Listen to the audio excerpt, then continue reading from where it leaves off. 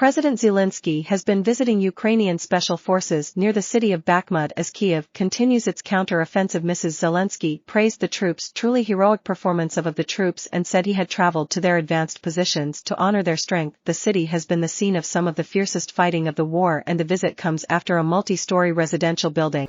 Yes, it feels like, doesn't it, that the focus is shifting eastwards in recent days, where let's start with that missile strike. The top of a residential block, as well as a headquarters building belonging to Ukraine's security services, they were damaged. But no one was killed, thankfully, but 9 people were injured. And it reminds you of the residential block that was struck earlier in the year, where dozens of people lost their lives. I think the city of Dnipro is interesting because it's only 3 hours from the front line, but it's a place which has really carried on as normal. And I think the images of last night of another missile strike in the heart of the city show Moscow's attitude to the tactics it's deploying, in that it sees civilian casualties or areas themselves as acceptable collateral damage in its continued invasion, or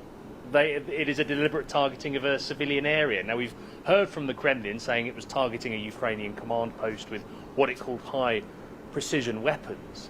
But nevertheless, it's a messy situation for people this morning. And as you say, President Zelensky has been making another visit to frontline positions, really. He was last in Bakhmut at the start of the year when his forces controlled the city, which is now pretty much in ruins. Now he has visited advanced positions on the outskirts where he's thanked his troops. He hasn't gone into detail about what their plans are. He even posed with them in a petrol station having a coffee, which is a Ukrainian pastime. You often see soldiers in petrol stations making long journeys back and forth from the front. And there is a backdrop here where Ukraine is attempting its counter-offensive.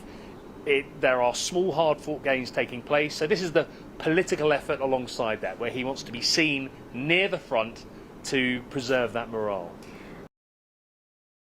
And a security service building was struck by missiles in the central city of Dnipro. Now at least 9 people were injured and the strikes caused widespread damage. And we can go live to Ukraine to our Ukraine correspondent James Waterhouse, who's in Kyiv there. James, clearly that strike just in the last few hours and last night, and it was clearly damaging to morale, but Prez.